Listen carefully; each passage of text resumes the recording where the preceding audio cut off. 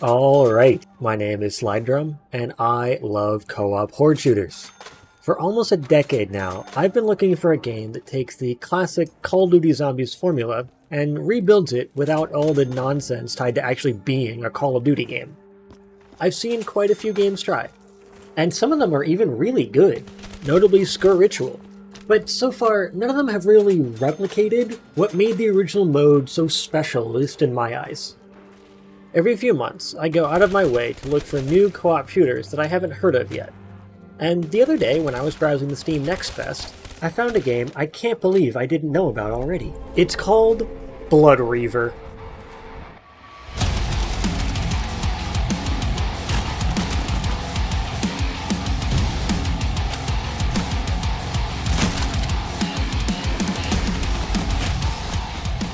I'm going to be comparing this game to Call of Duty a lot in this video, and as you'll see, in a lot of ways it's a pretty fair comparison, but please keep in mind that the Call of Duty games have budgets in the hundreds of millions of dollars each year, and thousands of experienced people working on each one of those games. Blood Reaver, however, is from a new studio of, I think, only 11 people, most of which are recent college graduates. I don't know what their budget is, but I promise you, it's a tiny fraction of what every Call of Duty gets.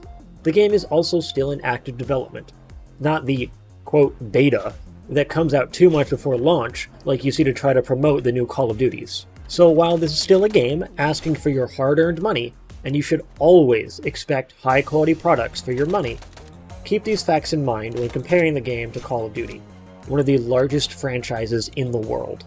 Admittedly, Blood Reaver as it currently is, while good, likely isn't enough to stand out in the current market. But as I'm going to try and explain in this video, I have high hopes for what it will be in the future, and I want to focus on the strong foundation they have built and the potential of what this game could be. I have no affiliation with this game in any way. I just think it's really cool. Blood Reaver is an upcoming game from a small Australian dev team named Hellbite Studios. They have created what might be, in my opinion, the first CoD Zombies inspired game that I'm aware of that actually captures what I personally loved about the old Zombies modes in World at War through Black Ops 3. Blood Reaver stands out to me because of its lack of modern trappings that have gotten extremely tiring, like power creep, grinding for unlocks instead of your own skill at the game, and the game being afraid of punishing the player for their own mistakes. I understand I might sound a bit old-fashioned when I say this, and maybe I am, but regardless, I haven't seen many games doing that kind of thing, at least not recently. So what exactly is Blood Reaver? If you've played the classic CoD Zombies games, you already have a pretty good idea of what it's all about. This game sticks very, very closely to the formula established in those older Zombies modes. You get points by damaging and killing enemies, then you spend those points on weapon upgrades and buying doors to open even more of the map so you can buy perks and survive as long as possible. The basic concept is nothing new, but it doesn't have to be. It's not just a clone of CoD Zombies though. It does have a few new ideas of its own. If you do want a direct clone, check out NZP or Project Aether. Blood Reaver is shaping up to be something a little more than that, though let me know in the comments if you'd like to see a video from me about those two direct clones. The main new feature currently is the aptly named Blood Magic system. When you damage zombies, you not only get points, but also blood. You can spend blood on magic abilities that let you do things like slow down time in a specific area, place a damaging pool of fire, or create a stationary ring that will increase your damage while inside. Admittedly, this isn't a lot, and I'm hoping to see more new ideas as the game continues development, though I still think it's pretty cool as it is now. These abilities are things that you will select in your loadout before you start the match, similar to how Black Ops 4 worked. But from what I've played so far, it's not nearly as extreme as BO4. You're not going to be having a death machine in your pocket at all times. They're still powerful enough that they can turn a losing situation into a winning one. It's just not an instant, I win button. The abilities still need to be used correctly to actually get good effect out of them. And you'll actually need to use these abilities because this game is hard. Not impossible, but it can be quite unforgiving. No armor plates that let you survive 9 hits before you go down, like in modern zombies. It feels a lot like Black Ops 3, with a 3-hit down without Jug. Speaking of Jug, in this game, not only is the Juggernaut equivalent almost twice as expensive at 4,000 points, It currently only gives you one extra hit before you go down, but as always, it's still a vital part of your survival. The map is very tight and close quarters, meaning you actually need to check behind you and keep the zombies under control. There are very limited open areas, and rarely more than one or two ways to escape. It's similar to the map design in World at War and most of Black Ops 1 and 2. This might be off-putting to some players used to the more modernized, Warzone-ified zombies, but personally, I find it extremely refreshing.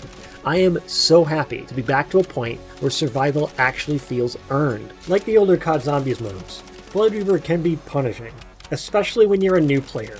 It forces you to always be paying attention, but because of the difficulty, it also rewards you for getting better at the game, not just for grinding for upgrades to make your character more powerful. My first few runs with Blood Reaver, I was only able to get to round 5 or 6 or so, but I was able to get farther through learning about the game and practicing.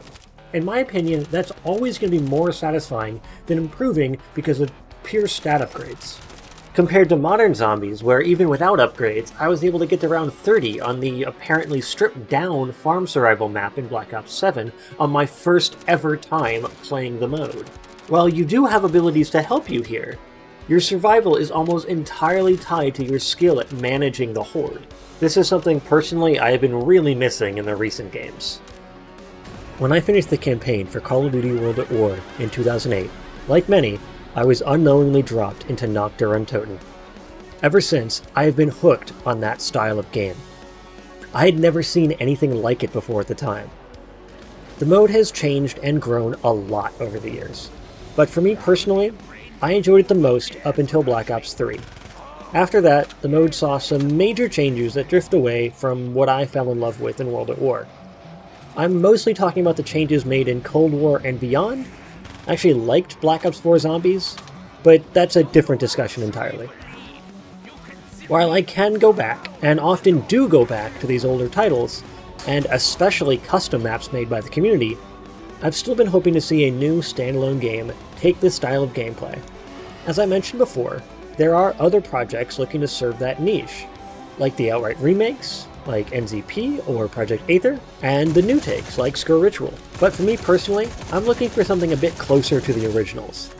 And while Skur Ritual is quite good and does a lot of things right, it never really hit the mark for me. Exactly why is a topic for another video sometime in the future. If you'd like to see that, let me know in the comments and get subscribed so you don't miss it. The reason I bring all of this up is after reading the blog posts and listening to interviews with the dev team, Blood Reaver is looking to fill the specific niche that classic zombies held in a way I haven't seen since Black Ops 3. At least in this current demo version, it stays very close to what those old games were, even down to the specifics of player and enemy health values, the point system, and more. While I don't know exactly what their plans are, and I don't want to tell the team at Hellbite how to make their own game, it feels like it's going the direction of being a direct continuation of the mode that I fell in love with. It might be staying too close for some people, but for me personally, that's exactly what I'm enjoying about it, and I'm so here for it. The formula is great, and it doesn't need to change that much, especially since we haven't seen it from the source in about a decade. While some may see that as a negative, that's what makes this game stand out to me. The team said there's a gap in the market for this, and I think they're right. It's me. Hi, hello, I am part of the gap in the market. I haven't even told you the best part about this game. You can try it right now for free. There's a demo playable for everyone right now on Steam. As of writing, my current highest round is only round 14 solo. Can you do better than me? From what I understand, the demo is going to be sticking around for the foreseeable future. However, co-op multiplayer was only playable during the Steam Next Fest up until March 2nd. Personally, I really hope they reconsider and add it back soon, but I'm sure Hellbite have their reasons for doing that. In the demo, there's only one map, called Final Stand. Visually, it reminds me a lot of Origins from Black Ops 2, with the trenches and wooden barricades, and Dreisendrach from Black Ops 3 with the castle theme, though the map is nowhere near as large as either of those. It's actually quite small when it comes to the actual playable space, but it does play very well.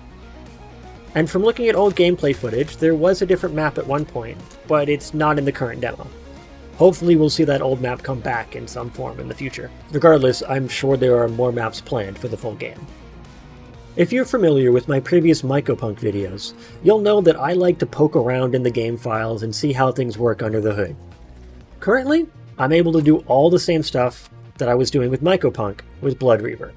But unlike Mycopunk, and almost every other demo I've ever poked at, I haven't seen anything that shouldn't really be there.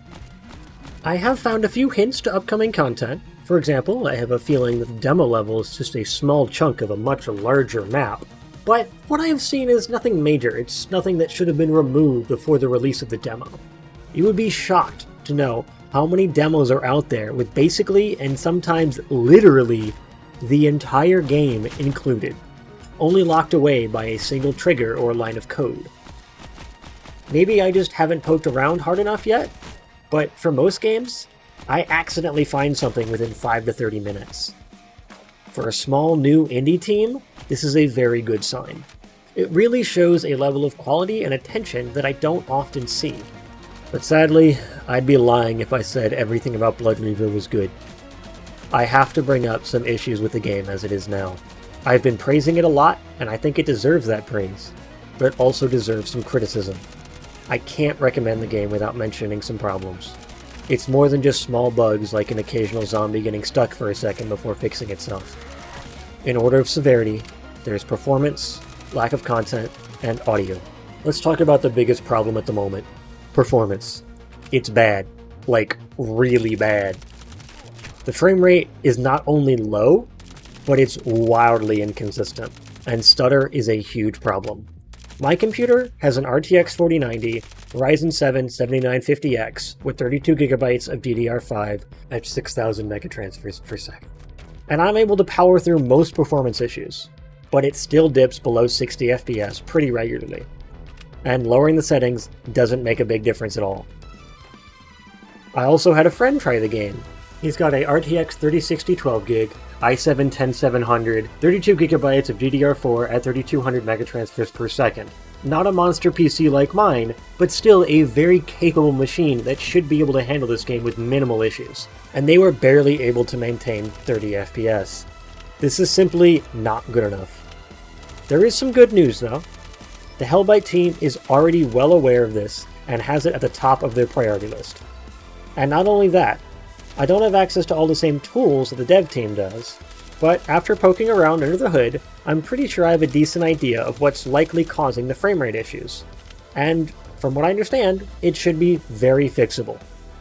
So while performance is a deal breaker for all but the most powerful computers right now, it shouldn't be an issue long term. As I mentioned, the game is quite light on content right now, even for a demo. There's only one map, no pack-a-punch or any sort of mid-match weapon upgrades, only 2 enemy types, no Easter egg quest, at least that I could find, no unlockables, other than 2 box locations. Nothing is randomized each time you restart the game. There's only a small handful of guns, and not a whole lot to do beyond going for basic high rounds. Though, with all that said, the foundation that's been built here is, in my opinion, fantastic. This feels like a Verrucht in terms of content. If you've played the map, you should know what I mean. I don't expect much from a demo, of course, but I'd be lying if I said I wasn't hoping for a little bit more than what there is right now, even for the demo. I really hope we get more maps with some more features from classic Zombies, and some new ideas that we haven't seen before. One of the things that made old Zombies special was how every map was something new and different. It wasn't just the same experience in a new setting, like the PvP multiplayer, or honestly some of the modern Zombies maps. Each one had gameplay and ideas exclusive only to that map. This helps a lot to keep the mode as a whole from getting stale and boring. And this team have an opportunity to make their take on what this formula could be. The last, and definitely least important complaint that I want to talk about is audio. It's not bad, but it's also not great. Sometimes I have a hard time hearing zombies coming up behind me, especially the exploder enemies that can insta-kill you. Those things need to make more sound, please. There are also some smaller things that are missing sound or aren't as loud and impactful as they need to be, like buying ammo. Oftentimes I have no idea if I actually got the ammo without actually looking at my ammo counter. Overall, the sound that is there is fine, but I don't think it lives up to the high standards set by the visuals, animations, game design, and everything else this game does right.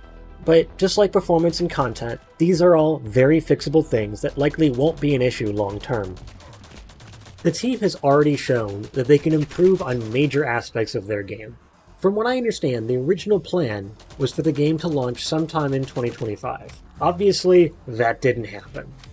It seems they went for a major overhaul instead. Looking at older footage of the game, it seems like a major glow up with the current version. It really does look like a whole new game. I think they made the right choice here. I never got to play this old version, so I'm not sure when this happened and what all the changes were, but as you can see, there's much more stiff animations, basic visuals, and gameplay that's much farther away from what their main inspiration is, being CoD Zombies. Even the old version still looks far from bad, and I absolutely would have played it, but the current version looks way better in my opinion. If they're able to accomplish an overhaul like this, I'm sure they can accomplish a lot. But from what I can tell, it still needs a lot of work before it's ready to be a full 1.0 release. An early access launch is planned for next month, and honestly, I'm a little bit worried about it. Though if they can sort out the performance issues before then, hopefully it'll go well. The lack of content is something that can easily be worked on throughout early access. I'm cautiously optimistic. I don't want to tell anyone how to make their own game. That's for them to decide, not me. But I would like to make a few suggestions on a few directions the game could go in. After fixing the performance and audio polish, the first things I'd really like to see is just more. More maps, larger maps, more mechanics on those maps, more weapons, more perks, more of everything that's already there. Though just having more is not going to be enough to please a lot of people, especially when they're coming from the average amount of content in a Call of Duty game. I would love to see a focus on more in-match progression and less out-of-match power creep. That was one of the features that put me off of modern zombies. I would love to see a big focus on secrets and meaningful in-game upgrades from finding and completing them. Things like side quests to upgrade the Wonder Weapon, or get a Hell's Retriever, or the Hell's Redeemer, or a main quest that instantly gives you all the perks or other major upgrades. On the topic of quests, or as the Zombies community likes to call them, Easter eggs, I really like how the first map in Call of Duty World War II and the maps in Score Ritual handled it, where there's a more guided version of the quest that's not easy, but much more manageable for a blind playthrough. And then a much more cryptic and challenging version for the community to build around and work together to uncover the secrets. I hope to see something similar here for Blood Reaver, as I think in both of those examples it worked exceptionally well. I'd also like to see a few more enemy types, but without going overboard on the chaos.